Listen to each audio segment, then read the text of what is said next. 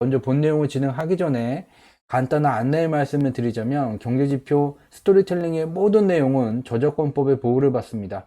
상업적 목적, 개인적 목적의 블로그 게재와 유튜브 방송 등을 통한 무단 도용 및 전제 재배포를 금합니다. 먼저 이제 오늘 준비한 이야기 중에 첫 번째가 중국의 코로나19 경기 부양 정책은 이제부터 시작이다. 중국을 보게 되면 2020년 기간 미국은 2020년 3월과 4월에 2조억 달러가 넘는 미달러 유동성 공급 확대를 통해서 미국 경기 개선세를 주도해 왔고, 이에 따라서 미달러 유동성이 2020년 기간 매우 빠르게 증가가 되고 있던 중이었죠. 미국 다음으로 지구상에서 가장 많은 불을 일구고 있는 국가 중국, 줄여서 말하게 되지만 정식 명칭은 중화인민공화국 공산국가예요. 북한과 마찬가지로 주석이라는 공산당 주석의 마음대로 국가를 좌지우지하게 되는, 민주주의건 자본주의건 나발이건 나에 대해서 나쁜 말을 하거나 공산당에 대해서 안 좋게 인터뷰를 하게 되면 그 다음날로 단칼에 그냥 사라지게 되는 그런 국가, 공산당 주석이 군림하고 있는 중화인민공화국. 여기에 드디어 미국은 민주주의 연합체를 통해서 공산당이 싫다는 전 세계인들의 의지를 표명하고 있죠. 공산당이 정말 싫어요. 네, 보게 되면 중화인민공화국은 여기 검은 선으로 나타나는 게 중화인민공화국의 인플레이션율이에요. 근데 보게 되면 미국은 매우 가파르게 계속해서 유동성 공급을 진행해 왔었는데 중국은 다르죠. 중국은 2020년 1월에 이미 충분한 유동성 공급을 통해서 5.4%의 물가 상승률을 기록하고 있었기에 충분한 위안화 유동성 공급으로 위안화 통화 유통 속도가 쉽게 가속될 수 있는 조건을 갖췄어요. 그렇기 때문에 2020년 2월에 세계에서 제일 먼저 중국 우한에서 코로나19가 발병됐기 때문에 세계에서 제일 먼저 2월에 실물 경제가 멈춰서게 됐고, 대부분의 국가들, 중공과의 교육을 차단하지 않은 대부분의 국가들은 4월에 시차를 두고서는 실물 경제가 중공에서 발병된 역병 때문에 멈춰서는 현상이 나타나게 됐죠. 그래서 이와 같이 검은 선을 통해서 확인할 수 있다시피 2020년 기간 내내 동안 중공은 미국과 달리 위안화 유동성 공급 규모를 줄여왔어요. 즉 적극적인 코로나19 경기 부양 정책이 진행되지 않았다는 것을 확인해 볼 수 있게 되죠. 여기서 첫 번째 드는 의문은, 왜 중공은 2020년 1월에 5.4%까지 물가가 높아지게 됐을까? 현재까지도 어떠한 지구상에 존재하는 어떠한 경제경영연구소, 어떠한 언론들, 국제기관들도 언급조차 하지 않는 매우 놀라운 일이 2019년 8월에 벌어지게 됐죠. 미국의 중앙은행 미 연준은 친절하게도 2019년 4월에 주요한 언론들을 통해서 우리 대규모 보유자산 매각 조기 종료할 거다라는 것을 언론에 이미 퍼뜨렸어요. 이와 같은 뉴스를 접하자마자 저희 경제지표 스토리텔링은 미 연준의 대규모 보유자산 매각이라는 게 어떠한 의미를 갖게 되는지, 이와 연동되어서 2016년도서부터 2019년 8월까지 미달러 가치 강세 현상이 나타나게 됐다는 것, 또한 이것이 조기 종료되게 된다면 글로벌 경제 및 금융시장에 어떠한 영향을 미치게 되게 됐지. 09월서부터 미 연준의 대규모 보유자산이 조기 종료된 08월 이후에 09월서부터 미달러 유동성이 매우 빠르게 증가가 되게 되고, 미 달러를 실물경제 물물교환의 매개체로 사용하고 있는 대부분의 국가들은 증가하는 미 달러의 유동성에 비례적으로 자국 화폐 유동성을 늘림으로써 안정적인 환율을 유지하고자 했죠. 근데 여기에 중국은 생각이 달랐어요. 왜냐? 2018년도서부터 미국과의 무역 마찰이 지금 점점 치열하게 진행되던 중이었었고, 미국의 트럼프 대통령은 무차별적인 공격적인 중공산 제품에 대한 관세 부과를 진행을 하게 됐죠. 따라서 중공에서 만들어서 바다를 건너서 미국으로 가게 되면 중공에서 판매되는 가격은 동일한데 미국의 관세 부과로 가격이 올라가는 현상이 나타나게 됐죠. 여기에 중공이 취한 전략적인 선택 중 한 개는, 지금 미국의 유동성이 2019년 9월서부터 증가가 되게 되니 여기보다 이 미달러 유동성이 증가되는 규모보다 위안화 유동성 공급을 더 확대를 하게 됨으로써 미달러 대비 위안화 환율을 가치를 약세 구간에다가 포지셔닝을 하게 돼요. 즉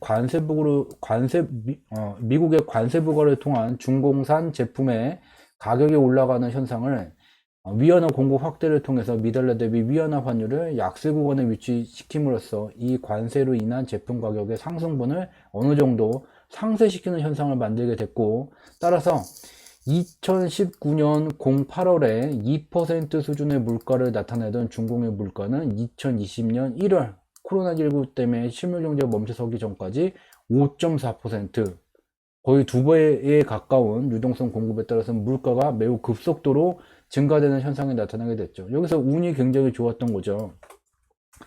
코로나19가 발병되게 됐을 때 일정 수준이 넘는 시중 유동성 규모를 갖추지 못했었던 미국은 실물 경제가 멈춰서게 되고 미달러 통화 유통 속도가 급속도로 침체되는 현상이 만들어지게 됐지만, 중공은 다행히 트럼프의 덕택으로 위안화 유동성 공급 확대를 통해서 시중의 일정 규모가 넘어서는 유동성의 공급이 진행된 상태였기 때문에 미국보다 빠르게 위안화 통화 유통 속도가 개선되게 되면서 실물 경제의 개선세가 2020년에 미국을 앞서게 됐어요. 그렇기 때문에 미국과 달리 과도한 유동성이 공급된 상태였기 때문에 2020년 기간 중공은 지속해서 위안화 유동성 공급 규모를 줄여왔죠. 그래서 2020년 말에는 마이너스 0.5%까지 침체되는 마이너스 수준의 물가까지 기록하게 됐고, 이것이 2021년 1월에 또 마이너스를 기록하는 현상이 나타나게 됐죠.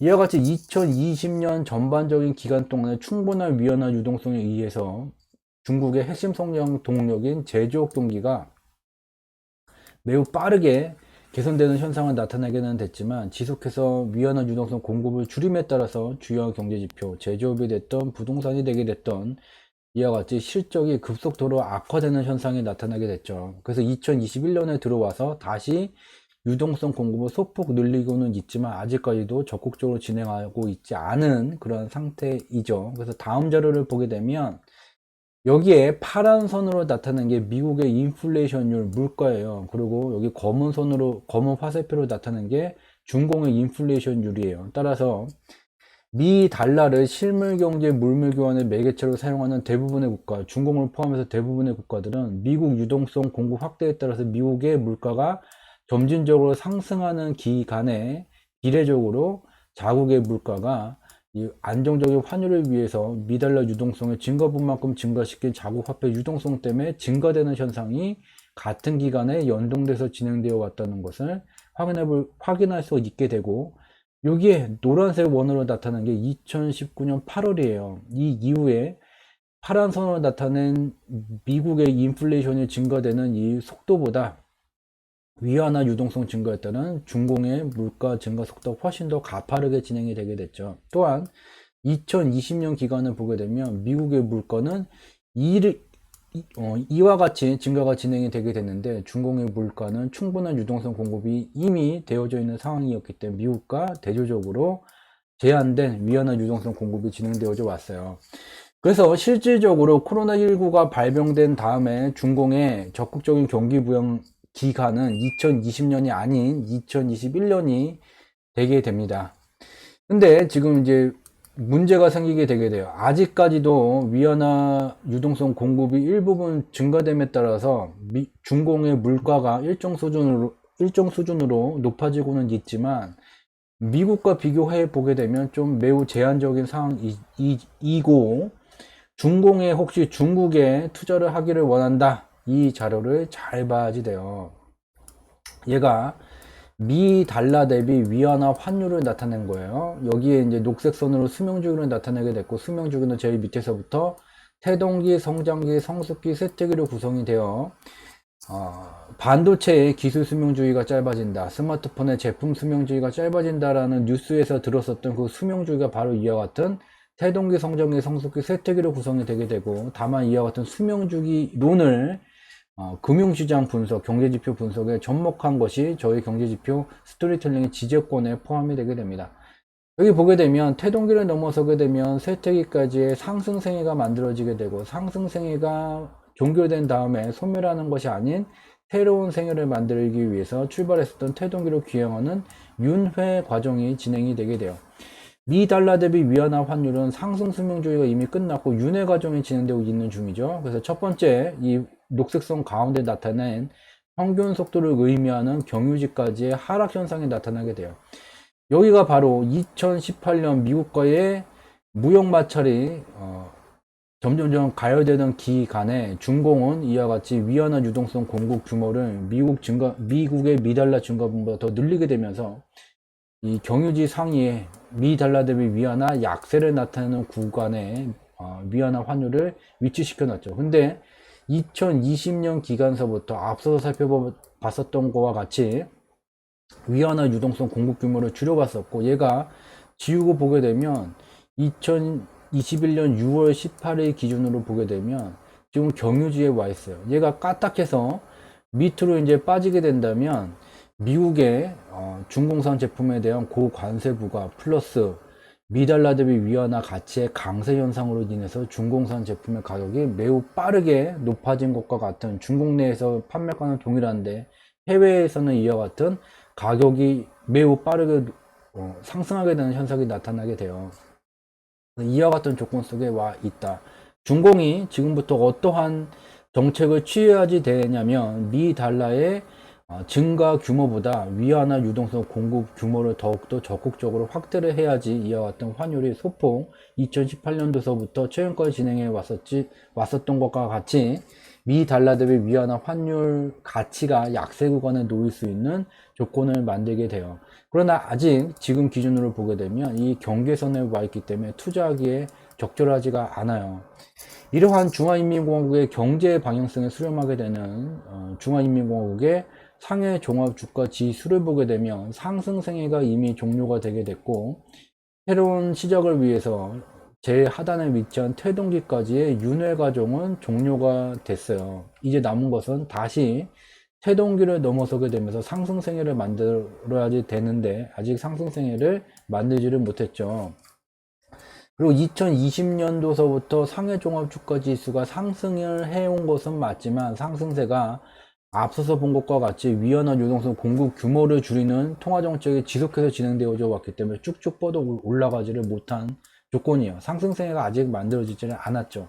반면 2020년 기간 매우 적극적인 경기부양 정책을 진행해온 세계에서 가장 많은 부를 일구는 국가 미국을 보게 되면 상승세가 종결된 다음에 반등이 만들어지고 윤회 과정이 종결된 다음에 이미 코로나19가 발생되기 전에 2010년도서부터 시작된 글로벌 설비 투자 호경기, 2013년도서부터 시작된 글로벌 부동산 호경기 주기 때 미국의 뉴욕 종합주가 지수는 이미 1차 상승을 완료를 했죠. 이후에 휴지기를 거친 다음에 지금 2020년 코로나가 발생이 됐었을 때 태동기까지 급락이 나타나기는 됐지만 다시 코로나19 발생 수준 전인 경유지 하단부까지 상승하는 현상이 나타나게 됐죠. 이 경유지라는 것은 붉은색 선으로 나타나는 경유지는 역사적 평균 상승 속도를 의미를 하게 돼요. 즉 2020년 기간 중화인민공화국은 위안화 유동성 공급 규모를 줄여왔기 때문에 아직 태동기를 넘어서게 되는 상승세가 상해 종합주가